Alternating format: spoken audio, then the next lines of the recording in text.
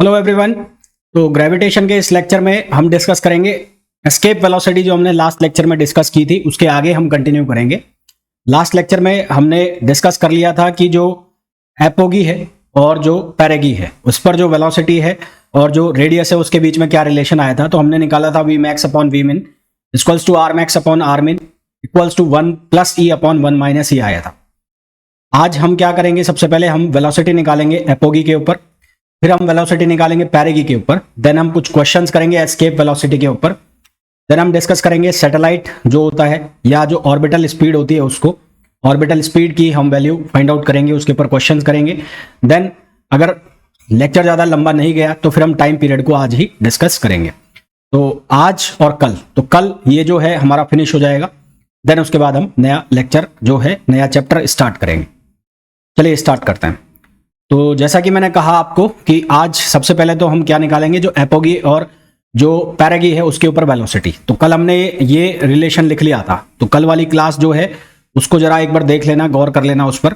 तो we max upon V मिन और आर मैक्स अपॉन आर मिन की वैल्यू हम लोगों ने निकाल ली थी, और ये वैल्यू किसके बराबर आई थी, 1 प्लस ई अपॉन 1 माइनस ई।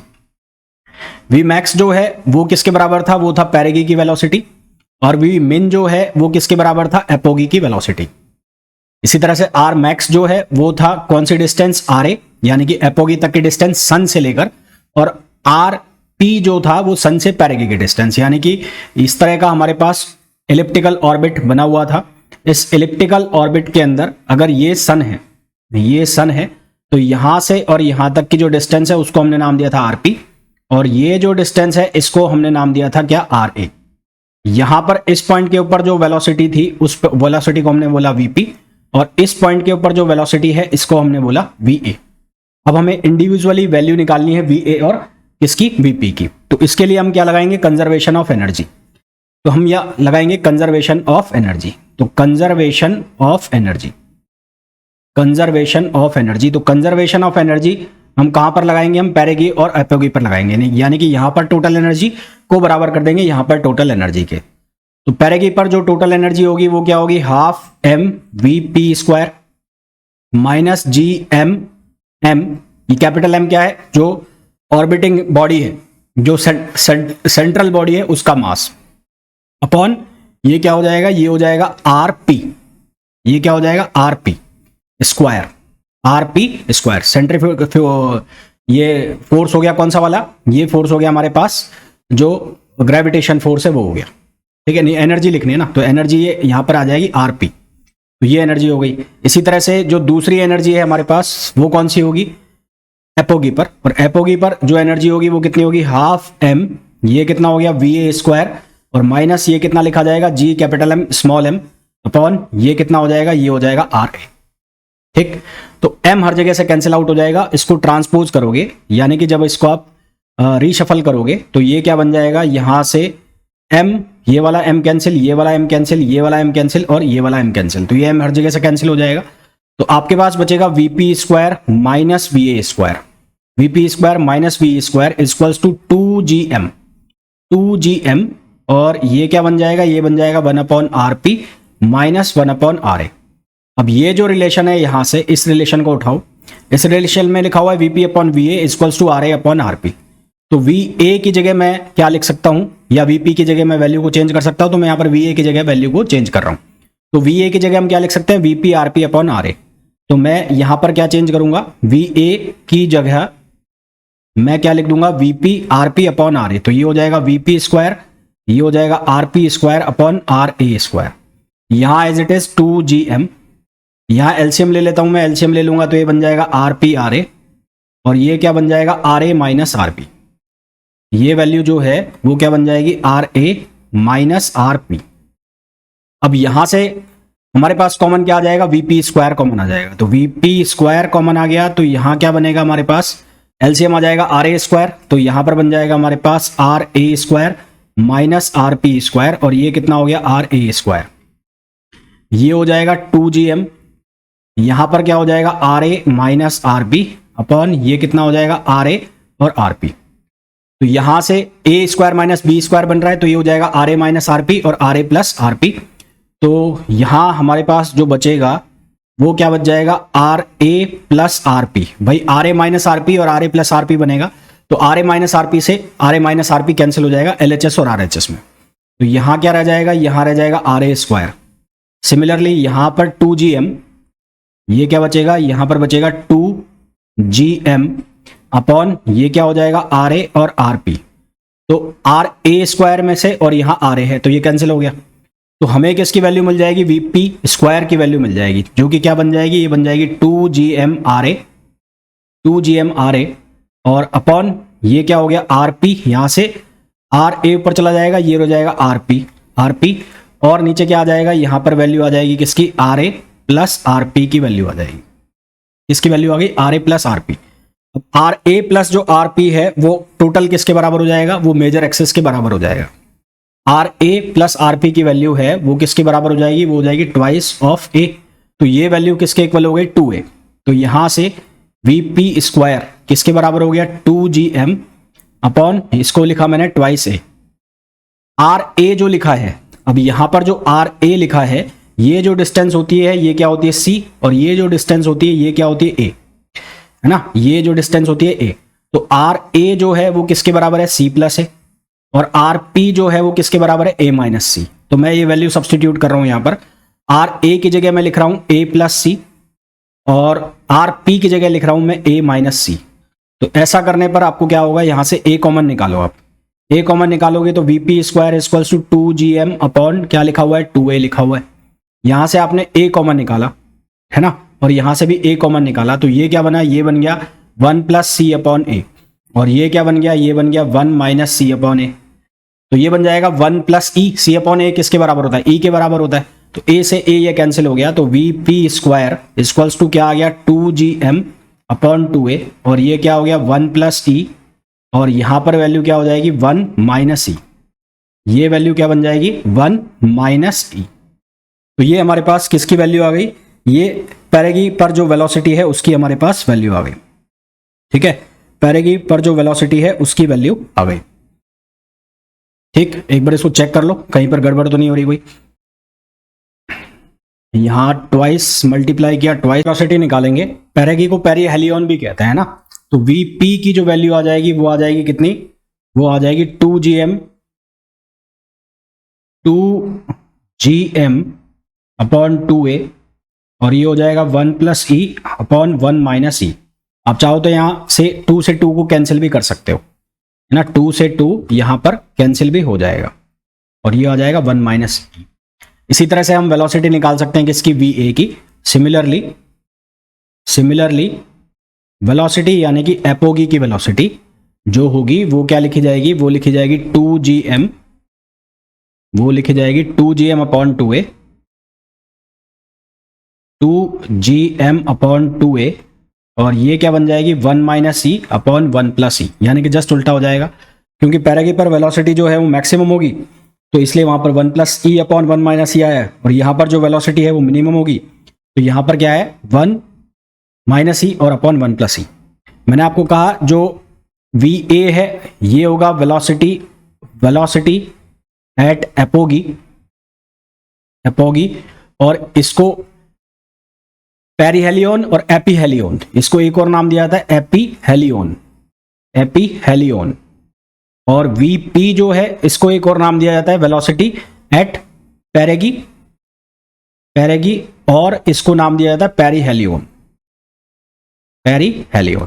ठीक है, अब हिंदी में तो मेरे को नहीं पता क्या बोलते हैं, पर इंग्लिश में इनको ये बोला जाता है। तो ये वेलोसिटी निकाल ली, अगर पूछ लिया जाए आपसे ऑब्जेक्टिव में तो इसका ये आंसर आ जाएगा।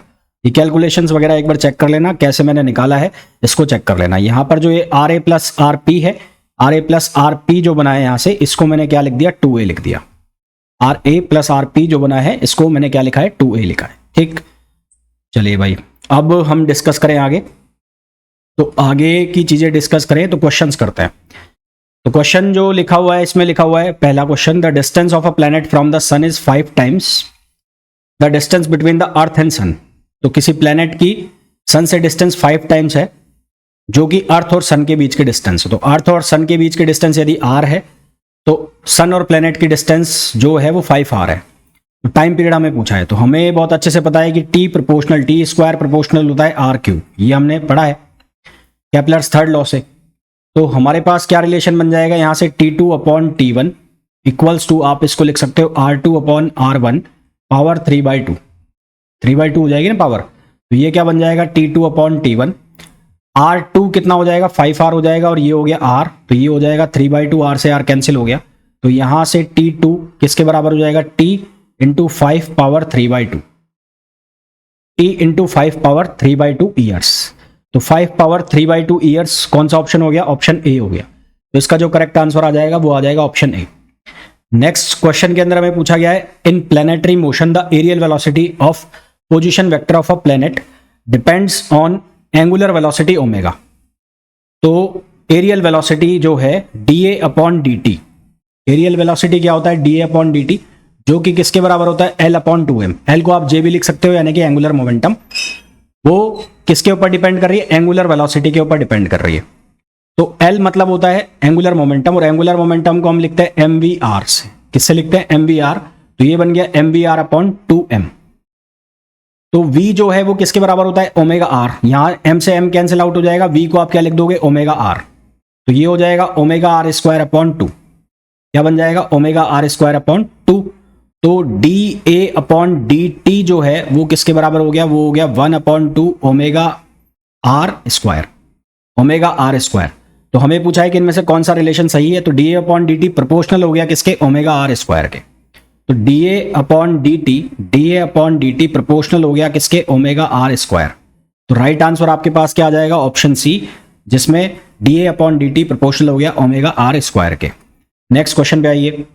नेक्स्ट क्वेश्चन में बोला है, the planet is revolving around the sun as shown in elliptical path. एक जो प्लेनेट है वो सन के चारों तरफ रिवॉल्व कर रहा है एक इलिप्टिकल पाथ में। तो करेक्ट ऑप्शन कौन सा होगा, देखो एक पाथ तो बन रहा है ये।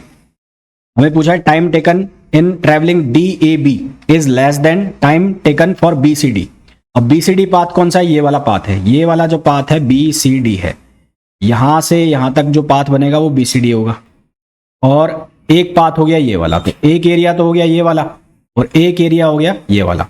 तो ऑब्वियस सी बात है, जो ये वाला एरिया है ABD वाला, DAB वाला, ये एरिया कम है, और ये वाला जो एरिया है BCD, ये वाला एरिया ज्यादा है।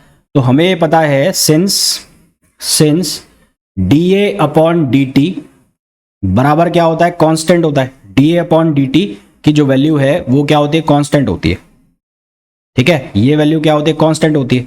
तो यहां से हमें पता लग रहा है कि A जो है वो प्रोपोर्शनल है टाइम पीरियड के, A जो है वो प्रोपोर्शनल है टाइम पीरियड के। तो जिसका एरिया ज्यादा होगा उसका टाइम पीरियड भी क्या लगेगा, ज्यादा लगेगा, और जिसका एरिया कम है उसका टाइम पीरियड भी कम लगेगा। तो ऑब्वियस सी बात है, जो एरिया है, एरिया वो किसका मिनिमम होगा, मिनिमम होगा किसके लिए, मिनिमम फॉर कौन सा पाथ, DAB का एरिया क्या होगा, मिनिमम होगा। तो इसका जो टाइम है वो क्या आएगा, कम आएगा। तो इसलिए time for DAB is less than time for BCD, less than time for BCD। तो BCD का जो टाइम है उससे कम टाइम लगेगा किसमें, DAB में। तो करेक्ट आंसर हमारे पास क्या आ जाएगा, करेक्ट आंसर आ जाएगा हमारे पास ऑप्शन ए। तो यहां पर इस पर्टिकुलर क्वेश्चन के लिए हमारे पास जो सही आंसर आ जाएगा वो आ जाएगा ऑप्शन ए। नेक्स्ट क्वेश्चन पे आइए। नेक्स्ट क्वेश्चन में बोला है, the distance of Neptune and Saturn from sun are nearly 10 power 13 एंड 10 पावर 12 मीटर्स। तो एक डिस्टेंस RN लिख देता हूं मैं इसको, नेपट्यून को। तो इसकी जो डिस्टेंस सन से दे रखी है वो है 10 पावर 13 है, 10 पावर 13। और एक जो डिस्टेंस है सैटर्न की, वो सैटर्न की डिस्टेंस हमें दे रखी है 10 पावर 12। तो assuming that they move in circular orbit, their periodic times will be in the ratio. तो हमारे पास फॉर्मूला होता है T square proportional to R cube. तो हम लिखेंगे TN अपॉन TS। तो ये किसके बराबर हो जाएगा, ये हो जाएगा RN अपॉन RS, और पावर कितनी हो जाएगी, 3/2। तो ये क्या बन जाएगा, ये बन जाएगा 10 पावर 13 अपॉन ये हो जाएगा 10 पावर 12, और पावर कितनी हो जाएगी, 3/2।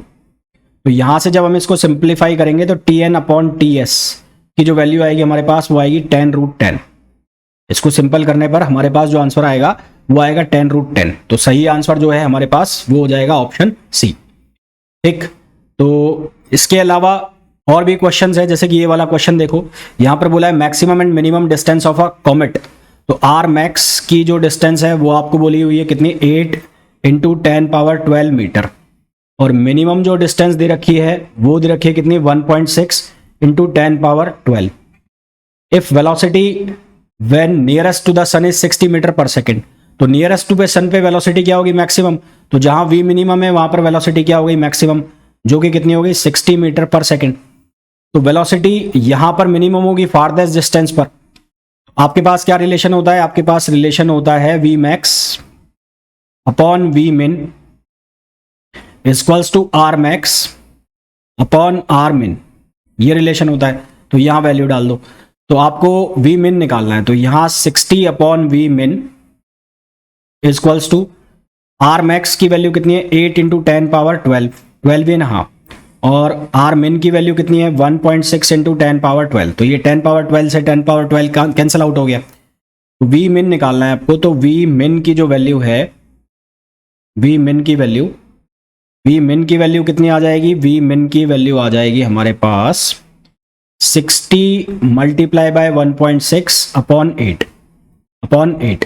तो यहां से ये कितने टाइम्स जाएगा, 5 टाइम्स, और आंसर आ जाएगा 12।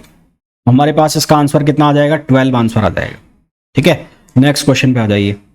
इसमें बोला है satellite of A of mass m is eight a distance of r from the centre of the earth.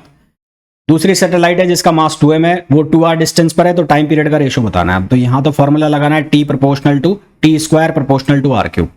मास से कोई लेना देना है नहीं, तो क्या लिखोगे, t2 upon t1 equals to क्या हो जाएगा, r2 अपॉन r1, और ये पावर कितनी हो जाएगी, 3/2। तो t2 अपॉन t1, r2 की जो वैल्यू है वो 2r, और ये है r, और ये हो गया 3/2। कितना हो गया, 3/2।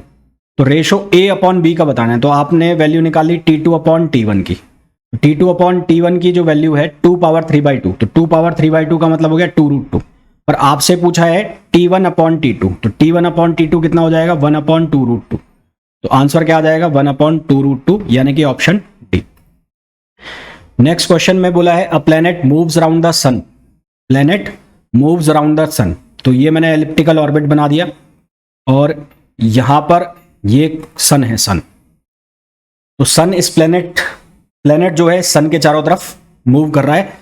P1 is the closest, P1 है ना, हाँ P1 है, D1 है, P1 पॉइंट है, P1 पॉइंट है, पॉइंट, और ये क्लोजेस्ट पॉइंट है सन के, from the sun at a distance D1, और ये जो डिस्टेंस है, ये डिस्टेंस हमें गिवन है D1। फिर हमें बोला है यहां पर स्पीड जो है वो है v, यहां पर जो स्पीड है वो है v1। दूसरा पॉइंट है q, और ये q पॉइंट फारदर डिस्टेंस पर है, और यहां पर जो ये डिस्टेंस है ये है d2। तो यहां पर स्पीड कितनी होगी, तो सीधा सा यहां पर एंगुलर मोमेंटम लगाना है। तो conservation of angular momentum, conservation of angular momentum, क्या लगाना है, कंजर्वेशन ऑफ एंगुलर मोमेंटम। तो कंजर्वेशन ऑफ एंगुलर मोमेंटम जब हम लगाएंगे तो ये क्या बनेगा, ये बनेगा mv1 d1 equals to mv2 d2। तो यहां से v2 की वैल्यू क्या हो जाएगी, ये हो जाएगा d1 v1 अपॉन d2। तो आंसर हमारे पास क्या आ जाएगा, d1 v1 अपॉन v2।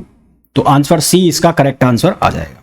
तो ये तो क्वेश्चंस थे किसके, ये एस्केप वेलोसिटी के जितने भी क्वेश्चंस थे वो हमने सारे कर लिए। अब हम बात करेंगे किसकी, ऑर्बिटल वेलोसिटी की, ऑर्बिटल वेलोसिटी ऑफ सैटेलाइट। ठीक है, अब हम बात करेंगे किसकी, orbital velocity of satellite, orbital velocity of satellite. सबसे पहली बात, सैटेलाइट क्या होता है, सैटेलाइट या तो नेचुरल होते हैं या आर्टिफिशियल होते हैं। सैटेलाइट नेचुरल होते हैं या आर्टिफिशियल बॉडीज होती हैं जो कि लगातार ऑर्बिटिंग मोशन करती रहती हैं किसी भी प्लेनेट के अराउंड, जो प्लेनेट के अराउंड ऑर्बिटिंग मोशन करती रहती हैं due to the effect of gravitation, due to the effect of gravitation. जैसे कि नेचुरल सैटेलाइट की बात करूं तो मून अर्थ का नेचुरल सैटेलाइट है। तो मून जो है वो अर्थ के चारों तरफ उसके ऑर्बिट में, उसके ये अर्थ हो गई, तो मून इसके चारों तरफ इसके ऑर्बिट में क्या करता रहेगा, ऑर्बिटिंग मोशन करता रहेगा। तो ये अगर मून हो गया तो ये मून इसके चारों तरफ लगातार इसके ऑर्बिट में चक्कर मारता रहेगा। इसकी जो स्पीड होगी वो हमेशा टेंजेंशियल होगी, और ये एक दूसरे से जो कनेक्ट होंगे ये किसकी वजह से होंगे, ये ग्रेविटेशन फोर्स की वजह से होंगे। ये एक दूसरे से कनेक्ट किसकी वजह से होंगे, ग्रेविटेशन फोर्स की वजह से होंगे। तो ये ऑर्बिटिंग स्पीड का कारण क्या है, इनके बीच में लगने वाला ग्रेविटेशन फोर्स। अब कोई भी चीज जब एक सर्किल में घूमेगी, ये सर्किल में घूम रही है, सर्किल में घूमेगी तो एक सेंट्रीपिटल फोर्स लगेगा, और वो सेंट्रीपिटल फोर्स हमेशा किधर की तरफ होता है, सेंटर की तरफ होता है। मान लेते हैं इन दोनों के बीच की जो डिस्टेंस है, मून और अर्थ के बीच की, अगर मैं मून और अर्थ की बात कर रहा हूं तो इनके बीच की अगर डिस्टेंस को मैं आर मान लेता हूं, तो यहां पर हमारे पास इक्वेशन क्या बनेगी, एक तो इनके बीच में लगेगा ग्रेविटेशनल फोर्स, तो ग्रेविटेशनल फोर्स क्या हो गया, एम ये हो गया मास ऑफ मून, और M E mass of earth, तो इसको हम लिखेंगे जी एम कैपिटल एम और एम ये हो गया mass of moon upon R square, और यहां पर हमारे पास क्या रिलेशन बनेगा, M V square upon R, ये हमारे पास हो गया सेंट्रीपिटल फोर्स। इसको जब हम सिंप्लीफाई करेंगे एम हो गए एम, तो एम से एम कैंसिल हो जाएगा, और एक आर से एक आर कैंसिल हो जाएगा, तो यहां से हमारे पास वेलोसिटी जो आएगी वो आएगी G M upon R. Velocity जो हमारे पास बन के आएगी, जो उसको हम ऑर्बिटल स्पीड नाम देंगे, तो ये आएगी √gm अपॉन आर। ये ऑर्बिटल स्पीड जो है हमेशा टेंजेंशियल स्पीड होगी, और ये डिपेंड करेगी उस किसके ऊपर, जो सेंट्रल बॉडी है, सेंट्रल बॉडी जिसके अबाउट ऑर्बिटिंग मोशन हो रही है उसके ऊपर डिपेंड करेगी। तो मैं यहां लिख भी देता हूं कि v depends on mass of central body, central body का मतलब हो गया वो बॉडी जिसके अबाउट मोशन हो रही है। प्लेनेट जो है जो ऑर्बिटिंग मोशन कर रहा है उसके मास से इंडिपेंडेंट होगी, है ना, तो इट इज इंडिपेंडेंट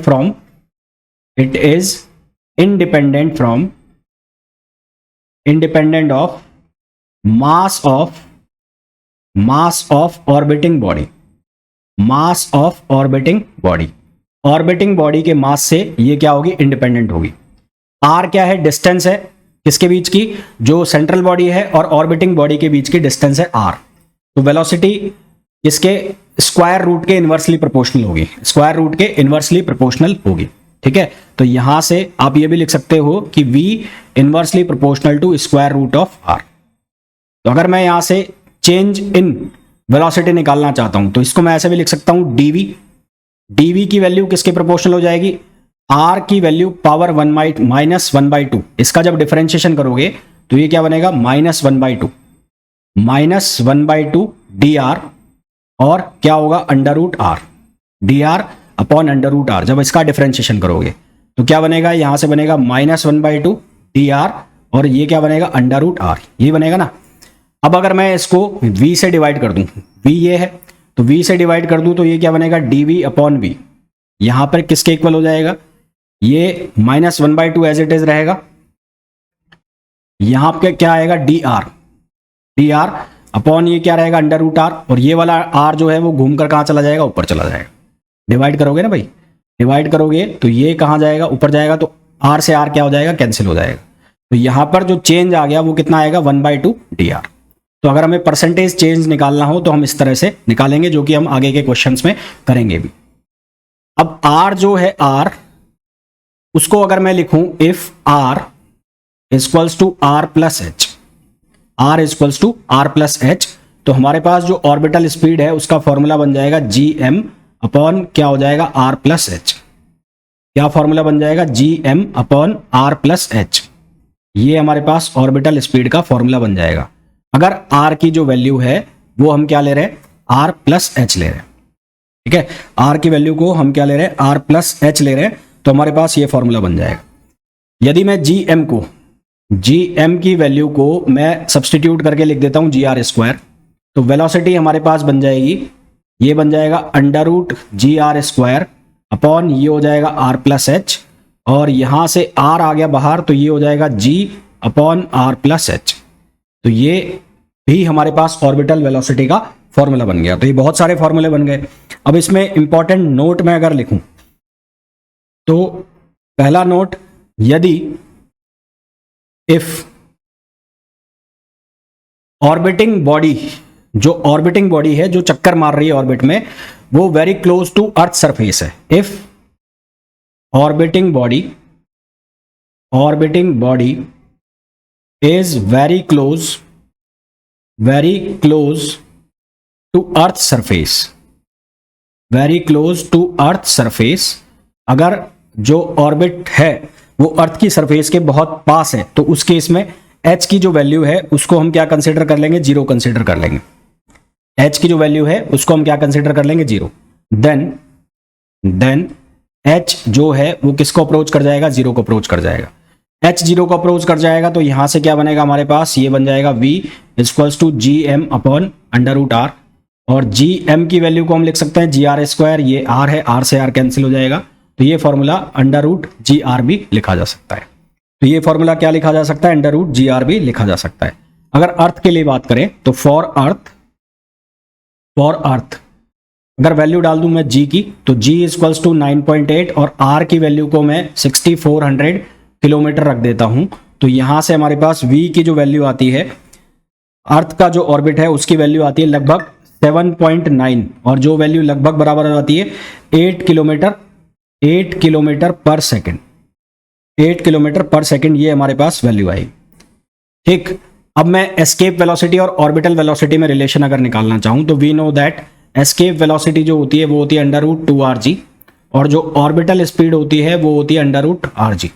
तो ve अपॉन vo ये किसके बराबर हो जाएगा, अंडर रूट 2, तो ve की वैल्यू हो जाएगी अंडर रूट 2 vo, ये किसके बराबर हो जाएगी, ve अंडर रूट 2o, ये हमारे पास ऑर्बिटल वेलोसिटी और एस्केप वेलोसिटी में रिलेशन आ जाएगा। तो अंडर रूट 2 जो है उसका मतलब होता है 1.41, अंडर रूट 2 का मतलब होता है अंडर रूट 2 का मतलब होता है 1.41। इसका मतलब जो एस्केप वेलोसिटी है वो ऑर्बिटल स्पीड से, ऑर्बिटल वेलोसिटी से 41% ज्यादा होती है ना। तो इसको हम ऐसे भी लिख सकते हैं 1.41 vo। तो यहां से इसका मतलब ये निकल रहा है कि escape velocity is 41%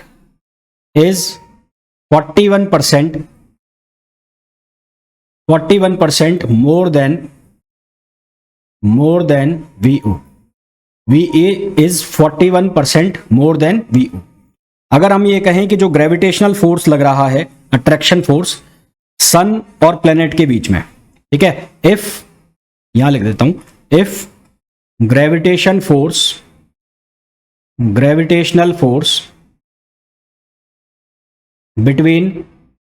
between sun and planet varies as f proportional to 1 upon r power n, then orbiting speed वो जो है वेरी करेगी 1 upon under root R power n minus 1। ये बहुत इंपॉर्टेंट फॉर्मूला है, इसको याद रखना, 1 upon under root R power n minus 1, इसको याद रखना, बहुत इंपॉर्टेंट है। तो ये बात हो गई किसकी, ऑर्बिटिंग स्पीड की। ठीक है, अब इसके ऊपर हम क्वेश्चंस करते हैं। पहला जो क्वेश्चन हमें लिखा है उसमें बोला है 2 satellites A and B, 2 satellite है, एक है A और एक है B, गो अराउंड अ प्लेनेट P, एक प्लेनेट P के अराउंड ये रिवॉल्व कर रहे हैं इन सर्कुलर ऑर्बिट्स। रेडियस जो है एक की 4r है और एक की r है, तो r1 4r है और r2 r है। स्पीड a की जो है यानी कि v1 वो है 3v, तो v2 हमें निकालना है। क्या निकालना है, v2। तो हमारे पास रिलेशन जो है वो क्या होता है, v equals to under root G M upon R. तो यहां से हमने क्या लिख लिया, यहां से हमने लिख लिया v1 अपॉन v2। इसको हम क्या लिखेंगे, इसको हम लिखेंगे जी एम अपॉन r1, और ये क्या हो जाएगा, under root r2 upon G M, ये हो जाएगा। तो जी एम कैंसिल हो जाएंगे क्योंकि दोनों की जो मास है वो सेम है। तो v1 की वैल्यू हमें कितने की बना है, 3v, और v2 की वैल्यू हमें निकालनी है। तो r2 की जो वैल्यू है वो कितनी है, r है, और r1 की वैल्यू वो कितनी, 4r, तो ये कैंसिल आउट हो गया। तो यहां से बन जाएगा 1/2। तो v2 की वैल्यू जो है वो कितनी आ जाएगी हमारे पास, 6v आ जाएगी। v2 की वैल्यू कितनी आ जाएगी, 6v, जो कि सही आंसर हो जाएगा हमारे पास, b हो जाएगा। नेक्स्ट क्वेश्चन पे आइए। नेक्स्ट क्वेश्चन में बोला है a satellite is moving around the earth with speed v in circular orbit of radius r।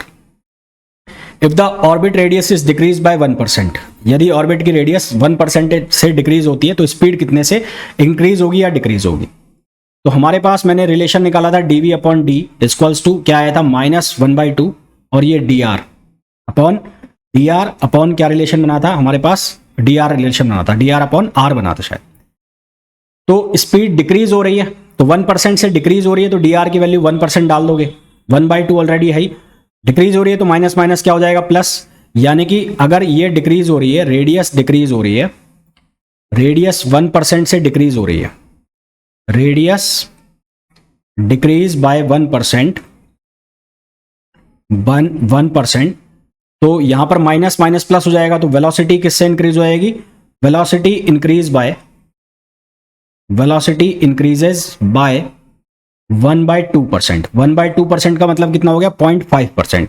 तो वेलोसिटी यहां से कितने से इंक्रीज हो जाएगी, 0.5% से वेलोसिटी जो है वो क्या हो जाएगी, इंक्रीज हो जाएगी। ठीक है, वेलोसिटी इंक्रीज हो जाएगी। नेक्स्ट क्वेश्चन पे आइए। नेक्स्ट क्वेश्चन में बोला है if the gravitational force between two objects were proportional to 1/r। तो ग्रेविटेशनल फोर्स प्रोपोर्शनल है 1/r के। मैंने अभी आपको बताया कि हमने एक रिलेशन लिखा F proportional to 1/r power n, तो उस केस में जो वेलोसिटी है ऑर्बिटल वेलोसिटी उसको हम लिखते हैं 1/√r पावर n-1। तो यहां इन दोनों को कंपेयर करो तो यहां से n की वैल्यू कितनी मिल रही है, 1 मिल रही है, n की वैल्यू 1 मिल रही है, तो ऑर्बिटल स्पीड जो है वो प्रोपोर्शनल हो जाएगी r पावर 1-1। 1 - 1 कितना हो गया, 0 हो गया, तो velocity proportional to 1/r power 0। r power 0 कितना हो गया, 1 हो गया, तो इसका मतलब मैं प्रोपोर्शनल भी लिख सकता हूं r पावर 0। तो वेलोसिटी किसके प्रोपोर्शनल हो जाएगी, r पावर 0 के प्रोपोर्शनल हो जाएगी। तो ये हमारे पास आंसर आ जाएगा। तो आज का जो लेक्चर है इसमें हमने ऑर्बिटिंग स्पीड और इसके अलावा जो एस्केप वेलोसिटी है उसके क्वेश्चन कंप्लीट किए, साथ ही साथ हमने इनके सारे जो डेरिवेशंस वगैरह हैं वो भी कंप्लीट कर लिए। तो होपफुली ये लेक्चर आप लोगों को बहुत अच्छे से समझ आ गया होगा। कोई भी डाउट होता है तो आप मेरे से पूछ सकते हैं। इसके बाद इसमें बचा है सिर्फ हमारे पास जियो स्टेशनरी सैटेलाइट और टाइम पीरियड का फॉर्मूला बचा है, वो हम नेक्स्ट लेक्चर में डिस्कस करके और ये जो चैप्टर है इसको फिनिश कर लेंगे। तो मिलते हैं नेक्स्ट वीडियो में। Till then thank you, bye bye.